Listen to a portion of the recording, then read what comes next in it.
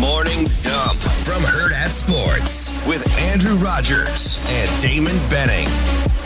For those longer trips that need to be pinched off when it comes to coffee and cream on Hail Varsity Radio. Man, you're bound and determined to use the term pinch. Pinched off is my favorite thing to talk about when it comes to one of our salt stunts bag. defensively.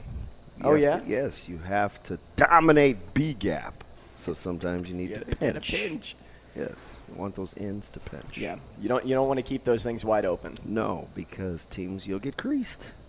You will get creased. Control B gap. Hey, so we were coming into the show, and I read a headline that Hendon Hooker is the betting favorite, but he's still not the odds-on favorite to win. C.J. Stroud's still the favorite at -110. Hooker's right behind him with plus odds at +200. And then we started talking about a little bit Blake Corum action. DB said he'd be around 9. I said no way. He's actually at 4. Caleb Williams sits at 3. Bryce Young at 5. Stetson Bennett at 7. Where do you see this going? I don't know. I vote, so I pay really close attention. But I think right now, with Georgia looming, and I think Georgia handles Tennessee, just because I think it's a recipe for disaster for the way Tennessee likes to play on offense. Georgia can flat out run. And I think you can spy Hendon Hooker and still do what Georgia needs to do up front. But having said that, if Hooker plays well, he becomes the favorite. He will pass Stroud. I think Stroud gets a little bit of the, gosh, we have a ton of good skill. Games seem to be 7-on-7. It's hard to really appreciate his efficiency because I don't think you feel like he's super stressed or overly dynamic. I don't think he's done anything spectacular this year. He's very good at playing catch, and he's accurate. So I think that works against him a little bit. It will be Hookers to lose if they perform well against Georgia. Well, how often does somebody as controlled as C.J. Stroud win a Heisman opposed to the flashy guy? Well, we saw it happen last year with a quarterback in Tuscaloosa. Young is not overly flashy, but he's very efficient. And would you say he's flashier this year? Well, because they aren't protecting as well, although they weren't great a year ago either, but they have put him on the move more, and I think he's been under duress more, so he's become a little more appreciated just because it's not as easy, I think, as some of his critics would admit. Well, this is Alabama.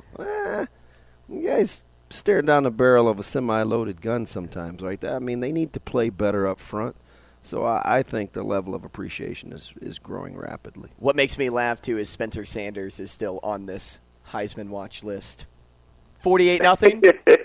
Yeah, so you and I were talking on the way down. The numbers just didn't support Okie State's ranking. I felt like from an analytic standpoint, they were living on borrowed time, and it caught up with them. I also thought it was going to catch up with TCU, and it almost – can you believe that? No. Would you call that a backdoor cover? Oh, you got to call that a backdoor cover. Was that about 47 seconds left? 20. And they drove under 2 minutes running the ball. Made no sense. But unless Neil Brown and company, actually it was somebody probably for West Virginia, wagered on themselves. My heart to not cover. Dropped into my stomach, Damon. I had West Virginia plus 7.5. Looked great, It was a lock. 4th and 1. You kicked that field goal, right? Oh. You kicked that field goal. You punt it to the back of the end zone with 20 seconds left. There's no way JT Daniels is leading a touchdown drive down 6 points. There's no way. Touchdown! And yet they just throw up a prayer to the end zone. And why not counted it off. Why not throw it? I counted it off. Super tongue-in-cheek. Yeah. I counted it off. I was on to the next game. That was the 4th leg of my 6-leg parlay right there. That's why you get a lot of buffets and they have a lot of nice buildings in Vegas. I mean, you don't build Aria without 4th and 1 chucks to the end zone. You don't build Aria without Andrew's $10 parlay. You know what I mean? Hey, you get enough of those, which is exactly what happens. It's not. You're not wrong. Yeah, it's not counting, the fast dimes. It's counting the slow nickels that has built Vegas. Now we're beating around the bush here, talking about other college football games before the one that needs to be reassessed, and that is our Husker Rewind. You emphasized how winning the turnover battle would be crucial to Nebraska winning this football. Only way I thought they could win it. And that obviously did not happen. Now, defensively, though, I thought they were pretty solid. Yeah, so defensively, if you would have asked me statistically if Chase Brown and Isaiah Williams and DeVito were to do X, Y, and Z and you filled in these stats, I would have said, oh, yeah, absolutely Nebraska has a chance to win because you basically held serve with Chase Brown running the football, 32 for 152. That's below his season average. And his yard YPCs as well with only 4.7. And I say only. That's great in the NFL. It's just okay in college. Yeah, you normally see a guy around 6. Yeah, just 6 or more. So like 6 to 7. So I think, Nebraska defensively more than held their own. Now there were a couple of times I think DeVito, and we said this on Friday, which is why you hopefully listen to us, is he's going to complete a high percentage because he gets a ton of easy throws. A lot of it is off the RPO game. And, I think scheme-wise, Nebraska broke down a couple of times. Not understanding mesh routes and concept routes. Caleb Tanner, I know for a fact Nebraska worked the little wheel route out of the backfield to Brown. For whatever the reason, Caleb Tanner just wasn't recognizing it. And I know Garrett Nelson did a better job in the second half when they ran it to his side. Like, it's basically you take who comes to you. So if I want to cross and do misdirection, I hold. I'm going to pass it off. If you're outside of me, Andrew, you take the outside guy, I take the inside guy, no matter how they start. And for whatever the reason, that concept was bugging Nebraska. But overall, I think you're spot on, my guy. It's like defensively, I felt like they kept them in it. Well, think about what happened after the very first drive of the game. Yeah. Right? You get the Huskers defense. It looked pretty easy, and you're like, what was it, 4 straight possessions that they forced 3 and outs or 3 and outs, something like that? And you had a 9-6 lead at this point. And then the pinpoint Nebraska fans came out to play, right? Where you pinpoint one mistake and you're like, if this would have happened, none of this other stuff would have happened in the game. Hey, Shane, what's your favorite actor of the 21st century? It's Ashton Kutcher, right? He's a big butterfly effect guy. I'm not. Loves the Big Cheaper by the Dozen fan over there, Shane? Yeah. No, he was so happy for Ashton because of his affinity for Demi Moore. And he thought that was going to be a thing, and he wanted to live vicariously through Ashton. And then, well, I'm living vicariously now through him, not with Demi Moore. Vicariously through some of the kids in that movie. Like most Hollywood fairy tales, it has a poor ending. That's neither here nor there. But, yeah, man. Whatever the hell it is. What happens if Ramir catches this ball? Right, what happens? That's the thing. I don't even – I go says. back before that. How about if you just – throw the ball to Trey Palmer? He ran a little under route. What, one catch for 1 yard, Trey Palmer? Yeah, and they missed him like 3 or 4 times early in in those first couple of series where I felt which is a knock on Casey Thompson just in general. Well, that happens a lot. So misses his throw. So far this year, he's gotten off to some slow starts, particularly the last couple of weeks. It happened to him in West Lafayette. Then he kind of settled in, just didn't really get into like a CT rhythm that he's capable of doing, where he's kind of – but he's so streaky. We saw it at Northwestern. We saw it at Purdue. He's very streaky. But, Drew Down, as we saw, that whole offense is predicated on his right arm. I mean, it's – that offense goes as Casey goes. And unfortunately, we saw that on Saturday. Well, and again, like they're nothing – without Casey Thompson. You just don't want to have to say that out loud but it's true. And he's not as dynamic as that statement, but the way the offense is built leads you to say those kinds of things. Well, and so I looked at a quote that Mickey said after the game, too, because he was asked about like the separation from QB1 to QB2, right? And Mickey said, I think anywhere around the country there's a gap between 1 and 2. It's going to be a big gap, and I think there is a gap between them.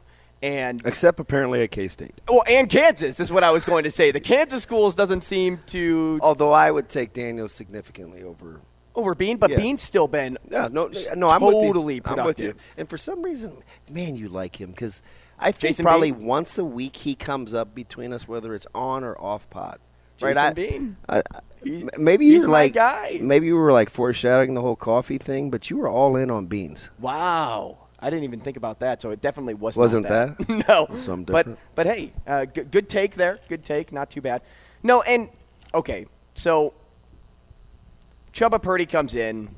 He was 3 of 8, 15 yards. He was not productive. Mm-hmm. But you're absolutely right, because when Casey Thompson was in the game, yes, he was having a good first quarter, but he still threw 2 picks before he got injured. Yeah. So he was still making some of those mistakes that we see week in and week out. So the ball that he forced that was deflected off the pick, not the one where he hurt his arm.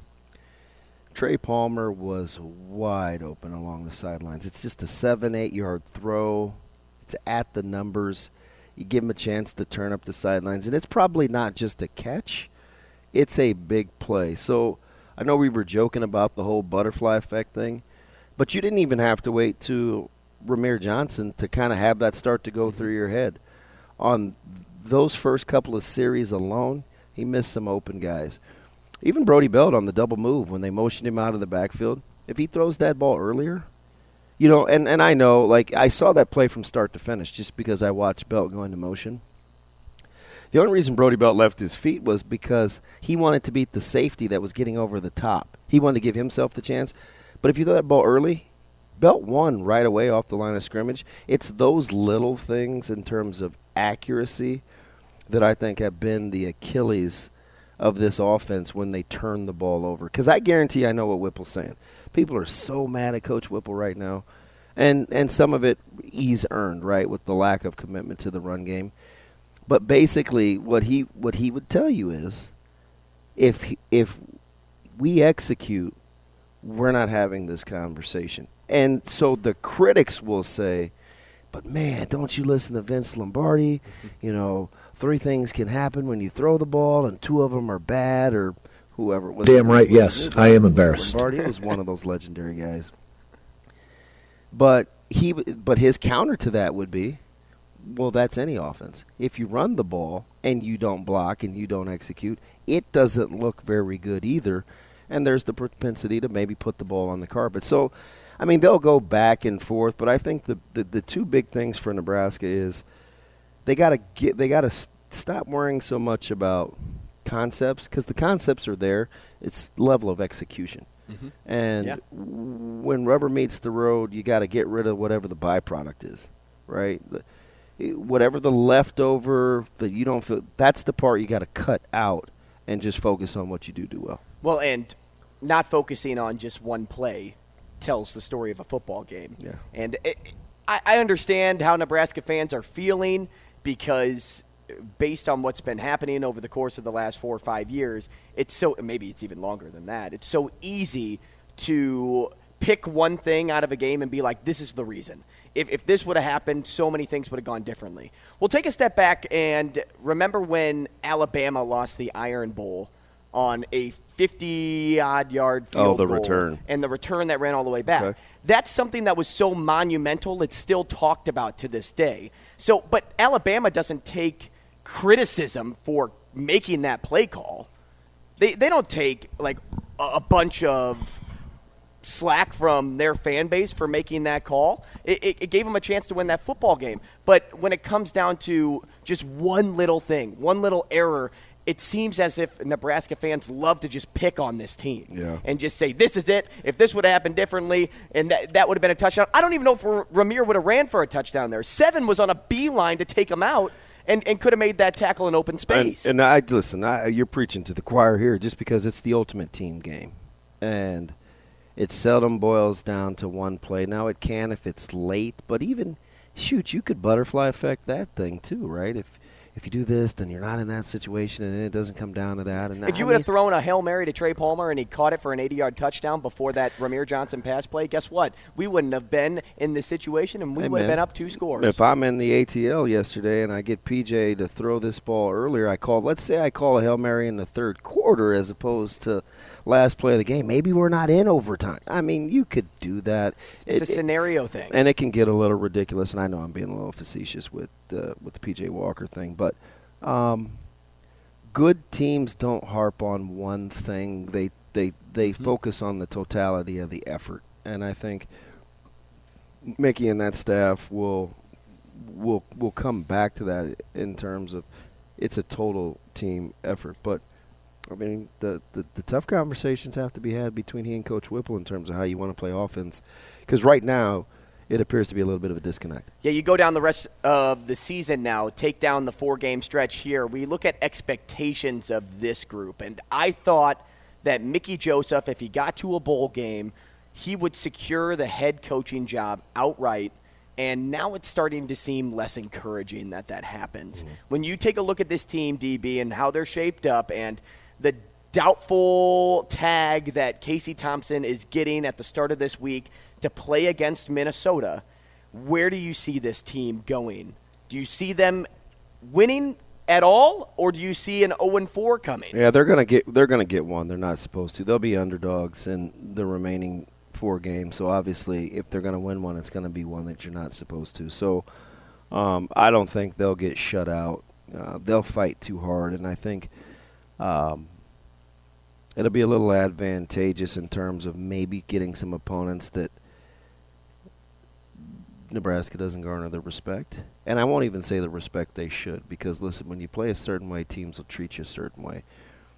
So the opponents are probably thinking, okay, what do we need to do in order for us to execute? It's not about the opponent, right? But if you don't maybe get an opponent's best shot, or you maybe catch yourself feeling pretty good about yourself if you're Nebraska in a particular game, you give yourself a chance to win, and 2 of them are at home. You know, so it's like you're going to split. You've got Wisconsin and Minnesota at home. You're going to be on the road against Michigan and Iowa. And, I mean, you got to play the hand that you're dealt. One game at a time. You start with trying to slow down Mo Ibrahim and this Minnesota go for a rushing attack and figure out how to score just enough points with whatever offense you want to roll out there with a combination of quarterbacks. So what's the win here on the schedule? I'm really curious to know what the win. What win do they get that they aren't favored in? Well, I think the best chance to get it is against Iowa, even though emotionally Iowa has such a strong hold over Nebraska.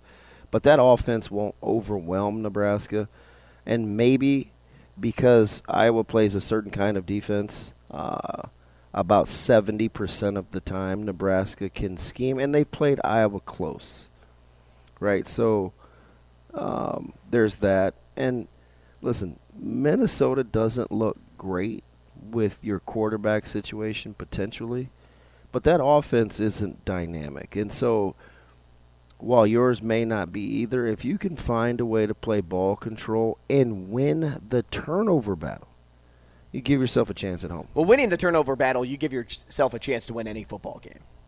I don't. Some have a harder time even when they're plus than others, and that would include Nebraska. Yeah, I just so don't. it's no gimme, but it certainly does help. I don't see a win at all down the stretch of the season. I look at what Minnesota did to Rutgers this past weekend, and Nebraska fought tooth and nail in that game to at least get a 1-point victory.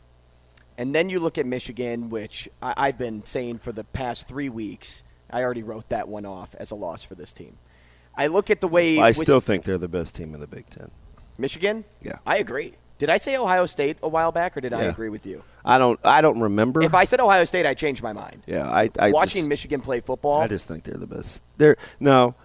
We'll see what happens if they get Smith and Jigba back, and it's a complete offense, but their skill can be overwhelming in Columbus, and I understand that. But at the totality of the team, I like Michigan. And I like the way that other teams, not named Michigan with a guy like Blake Corum, are running on this Ohio State team. Like, they're having success running the football. Yeah. So and they definitely have an attitude and identity. Like, you know what you're getting with Michigan. And Penn State should have won that football game. Let's be real. Physicality. Oh, let's be real. Hey, more misleading score than that final Saturday? It turned out to be a 2-score win for Ohio State, and they were up 3 scores at one point. You're like, how? Penn State was looked like they were getting ready to seize control, and they allowed not only Ohio State to snatch victory from the jaws of the defeat, you gave up 20-some-odd points in a quarter. And it's hard because which Clifford are you getting? The first and fourth quarter Clifford or the second and third quarter Clifford? What happened? They're two completely different people. I could not believe the outcome of that football game. Penn State was just controlling everything. Looked good. And then all of a sudden, 2 minutes of football made that game a 3-score game. But that is what makes Ohio State because makes they it dangerous. TNT, right? They are explosive. Well, then I go on to Wisconsin and the way that they defeated Purdue by double digits. It makes me think that this Wisconsin team is still nothing to fool around with. No. And then I go on to Iowa, and Iowa's offense didn't look obsolete against Northwestern, and we know how that Now, went it is down Northwestern, week 1. and they're not very good defensively. But, see, the thing that you have to worry about with Iowa is there's no confusion on who they are and what they're going to be. So when it gets hectic and you have to kind of fall back to your routine and your training, it is crystal clear who Iowa is. So it's not so much of a scramble. It's not like they go back to the dry erase board or the drawing board and they don't know what the picture's supposed to look like.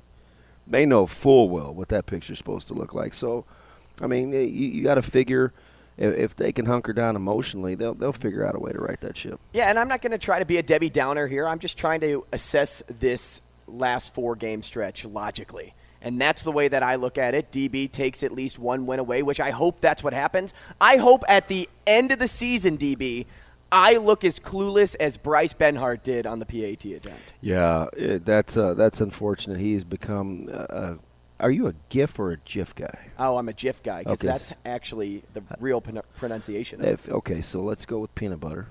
That's what it's actually named after. Did you know that? If you're a peanut butter guy, then it's not a Sunday morning, Saturday night was not a good 24 hours for you. But I think he understands he's got to play better.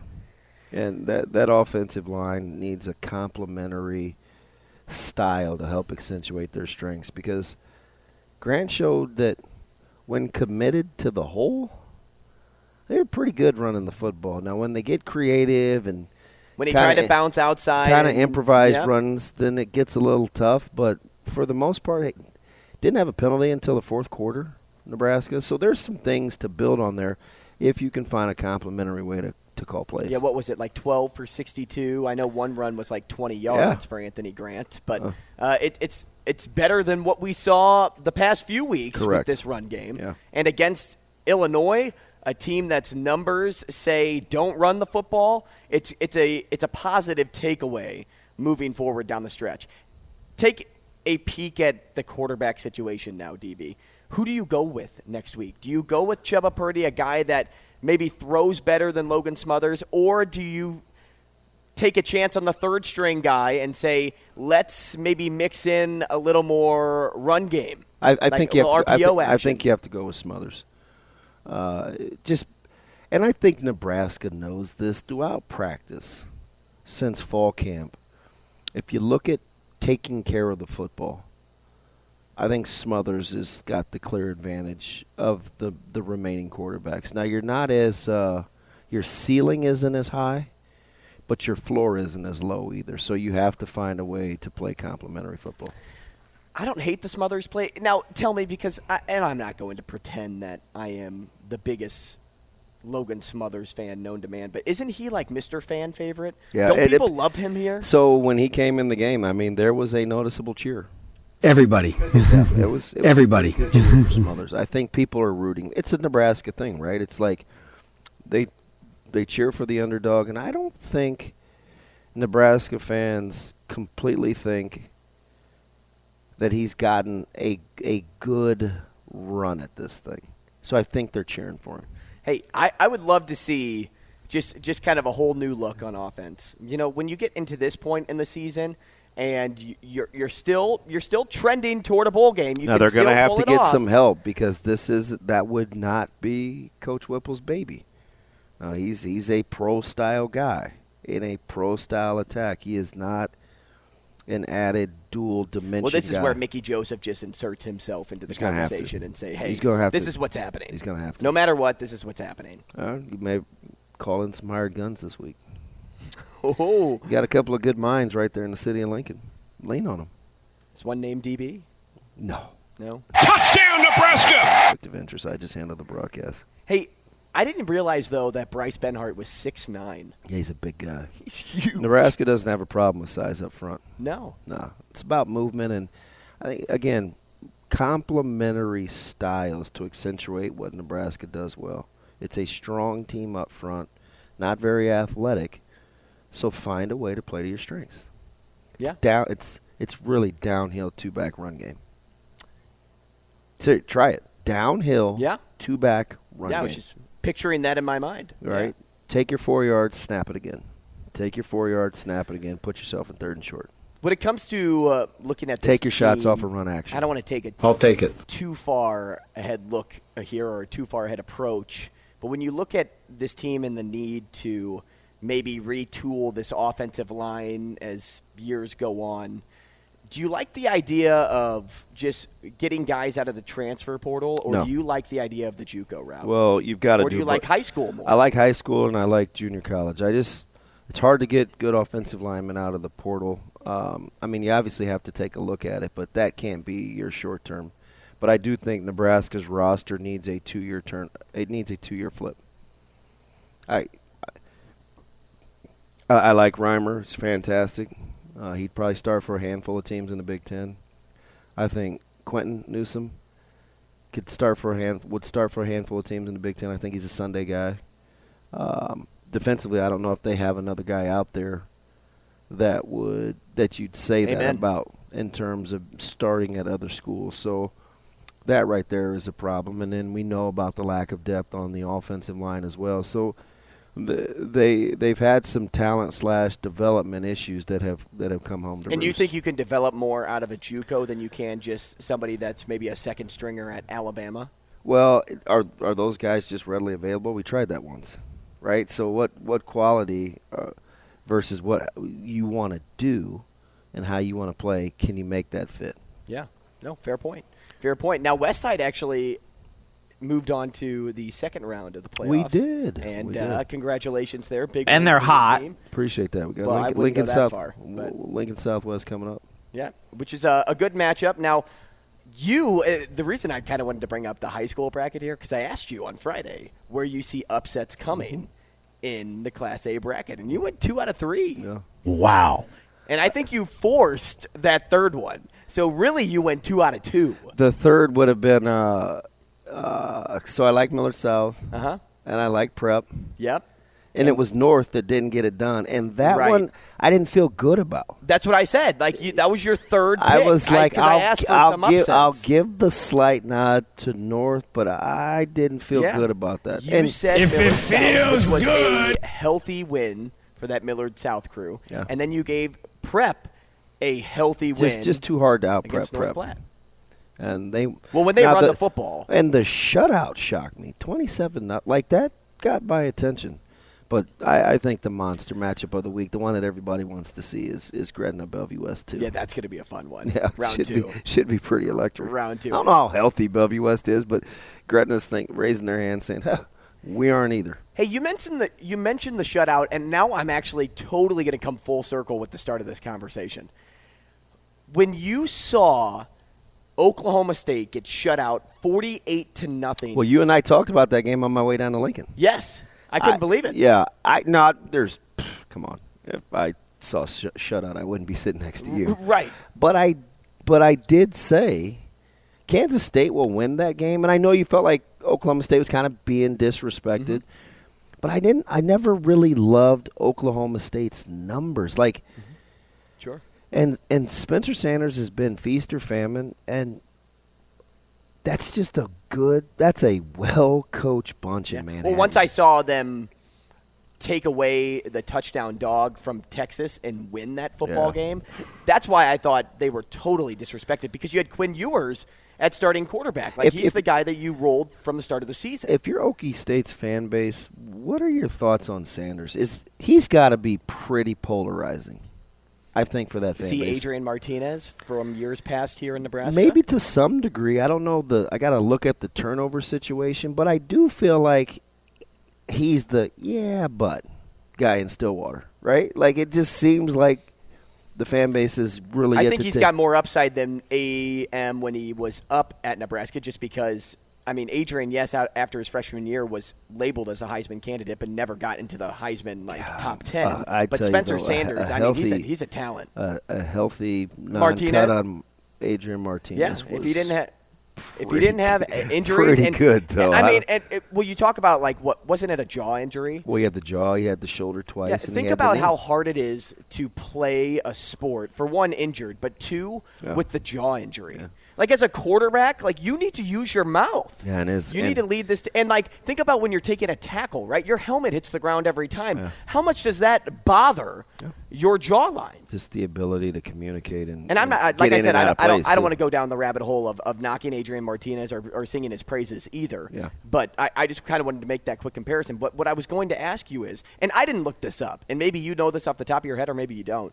When was the last time a top 10 team in the country was shut out to a team that was either rated below them or just not in the top 25? I don't remember. Like a shutout of that caliber. Yeah. I've never seen that. Just kept tacking on points. I've never seen a team that's top 10 in the nation get destroyed as badly as Oklahoma State did. It opened some eyes. And I'm telling you, K-State's not a team. It's not a fun team. How high do they jump? Did the polls get released yet? Well, I think you probably – so Illinois – I think that's probably a high number. Probably both be top 15 this week. I think both teams will be top 15 October 30th, yeah, so they get released last night. Yeah. K-State jumped to 13 and Illinois at 14. Yeah, there you go. Good call. There you go. And Oklahoma State dropped to 18. That's only 9 spots. Boy, that's kind of generous. After getting destroyed. Now, you did lose to a ranked team. I was surprised to see so many AP voters vote Tennessee 1. I don't get it. 18? Tennessee. 18. I know, 18 voters. I'm like, really? Ohio State, 15. Yeah, I don't love Ohio State either. Don't get me wrong, but I'm telling you, Georgia is good. Georgia just gets bored. And you know what? Maybe this is what they're doing. Maybe they're just, that game was 28-3 they're putting at lighter one point. fluid on the hype. And Florida makes their run. To watch it. And then Georgia steps on the gas again. And Tennessee destroyed Kentucky. Listen, you watch.